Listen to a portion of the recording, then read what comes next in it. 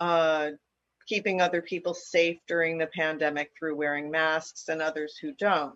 Yeah. And the individuals that prefer to wear masks and prefer to help keep other people safe they're having reactions to the people who don't hold that perspective. And their curiosity is, why do the people who don't want to wear masks keep showing up in the reality of the people who do want to?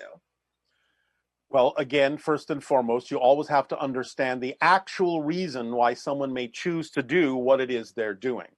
Many people who choose not to wear the masks may not necessarily have a positive reason for doing so. Some might, but many do not, because many people are not aware of the belief systems that they're holding on to and don't necessarily realize that they may be making choices from a very self-centered negative position and not necessarily thinking that they're connected to anyone else's experience. But the idea really is that you're still going to see and attract into your life people for a while that may have polar opposite vibrational incompatibility with you, because that's simply the nature of what's going on your planet in terms of the splitting into different realities. But please remember that just because you can see them doesn't mean they can affect you. You are in your own reality, but still capable of looking through a glass wall that separates your reality from their reality. So just because you can see them making choices that you don't prefer doesn't mean they have any effect on you unless you go into the fear that they do. So the idea is to recognize that, again, you will observe alternate realities for quite some time to give you an opportunity to act as a living example, to give them other options and other choices that they could choose.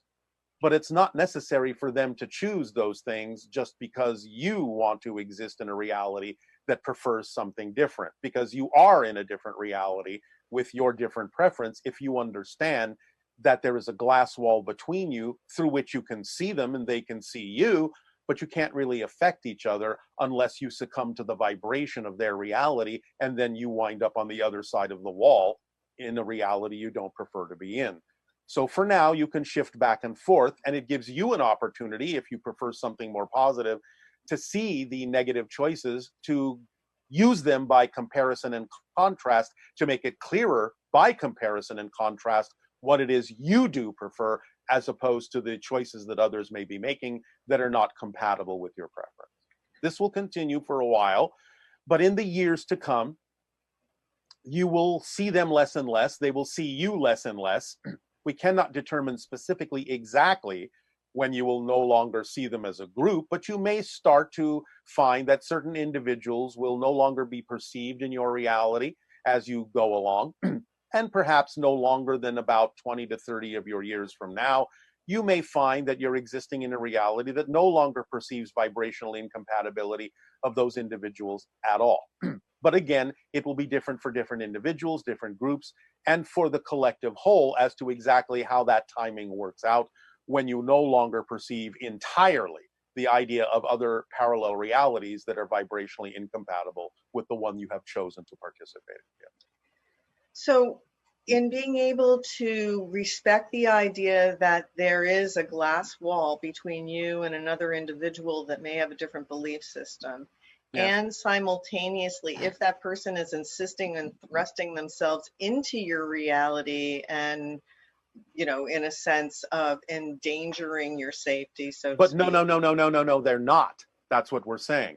Just because you can see them, just because they keep manifesting and you're able to observe them, doesn't mean they're in your reality. So if someone's walking by you and they cough and they have no covering on and they're potentially polluting your air, how does that relate to the glass wall, and how should you respond to that so that you're not saying, oh, that glass wall doesn't exist and I'm totally not safe, but at the same time respecting science and Well, physicalness of again, you this have experience? just said it yourself. You have to understand that whether or not you succumb to the fear that they're going to affect you means you're on their side of the glass wall. But the idea also is to act as a living example. And sometimes that does sometimes require a communication, a conversation, to help them understand that maybe other ways to look at the situation in a more positive context of interconnectivity with all individuals, because most of the individuals who have expressed the idea of not wearing the mask on your planet have expressed it as an intrusion into their rights. But the idea is that they're not understanding in the holistic connective sense that it is not really about them. It's about the idea of them carrying it to other individuals who don't necessarily have a say in their choices. So the idea is that when people understand that there are other people who may have belief systems within themselves that make them susceptible to the idea of the virus, it is the idea of them taking care of and looking out for other people in choosing to observe the conditions and the masks and the social distancing, because they are then acting as guardians of others who may not be aware that they may have belief systems that would make them more susceptible. So it's about going from a more self-centered perspective to an idea of a more global perspective of looking out for others. And by those having conversations and enlightening them in that way, they may decide to understand that it's not just about them, but it's about the whole community. And the idea, of course, is that you still have to allow them to choose what they're going to choose if they're going to hold on to belief systems that are more focused on themselves. And in understanding it and doing it that way, then you can understand that just having that conversation doesn't make you susceptible, and there's no need for anger. It's just a matter of education. It's just a matter of enlightenment. It's just a matter of providing a different perspective that gives them the opportunity to choose a different path. But you also have to understand that you can't insist that they do. Because if you are secure in the reality that you have created for yourself, then there is no anger or force necessary in getting them to change their mind, because you understand then that they are in a different reality and cannot really affect you. And those that then are susceptible to them have also chosen realities where they may choose to fear that they are susceptible to them, and you have to let it play out. So the idea is a balance point between the understandings of what is true for your reality, how you act as a living example to give others an opportunity to change into something more positive, but you also have to let it go when they choose not to, because it's none of your business what they do, because you don't know what their life path is and what it is they may need to experience in order to learn the lessons they need to learn. So in a sense, it's created a heightened sense of recognizing the glass wall and recognizing the degree to which you honestly believe that you are, in a sense, on the other side of the glass wall. Yes, and this the is behavior and the behavior that goes with that knowledge.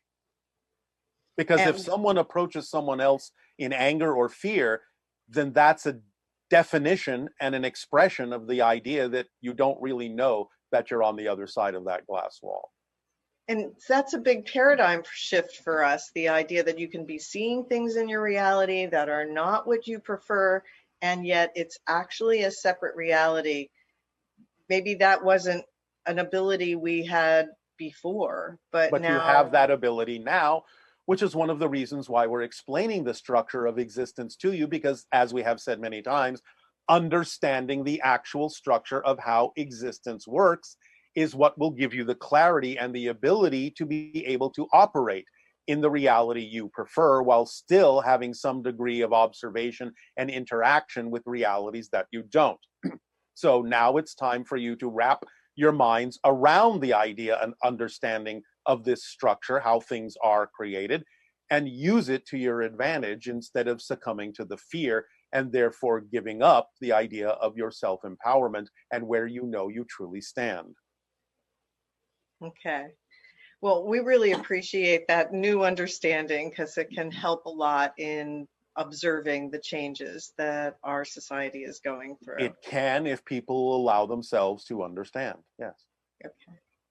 Thank you so much, Tadeo. Really enjoyed our communication. Hope everyone else did too. As always, our passion and our pleasure and our unconditional love to you all. And now, by all means, allow yourselves, in whatever way, shape, or form works for you, to become gently relaxed so that you may experience the ability of contact in the years to come by delivering information on different ET groups over a period of time, one or two groups at a time in these transmissions, to familiarize you with who is in the neighborhood, who's been interacting with Earth for quite some time, who will continue to interact with Earth in various ways. So again, it increases your sense of the reality of what's going on around you and give you a better, more grounded awareness of the neighborhood in which you live as a planet. So we will begin this particular delivery by talking about a group of extraterrestrial or extra-dimensional beings that have been referred to generally by many people on your planet that have interacted with them as the blue men. Now, these beings, the ones that are interacting with Earth, are fundamentally energy beings. They have the ability to take what appears to be human form, although they will mostly appear as an outline, a silhouette that is a glowing blue form, their features being relatively obscured because their true nature is energy. And in their quote-unquote natural state, you would perceive them as blue floating orbs of light. But you can see them in many cases, when you do encounter them, changing back and forth between the orbs of light and the humanoid silhouette. They will generally appear to be relatively tall, perhaps 7, perhaps 8 feet in your counting. That's just a representation of the amount of energy coming through. Again, it's not that they actually have or possess this physical stature, but it is the way they are interpreted by your reality. It's the way they present themselves in your reality. Now, they come from a civilization that actually exists on 3 different planets in their area of space. Their original planet allowed them to create a civilization where many of the so-called scientists or researchers or explorers found a way to convert themselves and exist as energy beings. However, the majority of the civilization remained physical and went on to colonize 2 other planets as they spread out among the stars. So their civilization exists on 3 different worlds. They are exploring at this time a potential 4th world upon which to expand their civilization. But what we are saying is that their civilization exists in 2 fundamental forms. Truly, solidly physical, just as you are, and the ones that have learned to convert themselves into energy beings, which are the ones that are interacting with your planet at this time. The physical ones are not.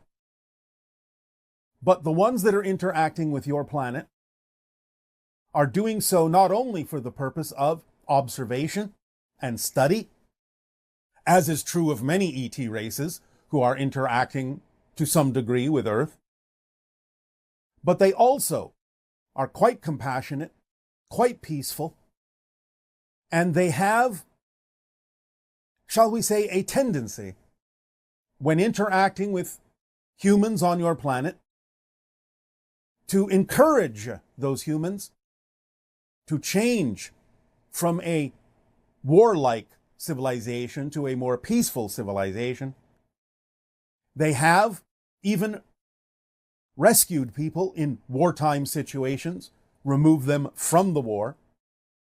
They have healed many people on your planet who were injured in war and from other causes. Because, again, they are energy beings, they can vibrate at a frequency that allows a person to match their frequency and allow rapid healing to occur.